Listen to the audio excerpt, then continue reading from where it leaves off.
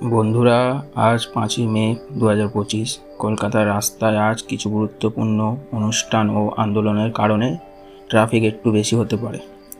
সকাল 11টা থেকে শুরু হচ্ছে একটি বড় মিছিল। Beleghata main road, Sealdah, APC road, CR avenue, central avenue, Shyambazar, 5 point হয়ে সিটি মোড়, এইসব রাস্তাগুলোতে যান চলাচল প্রভাব পড়তে পারে।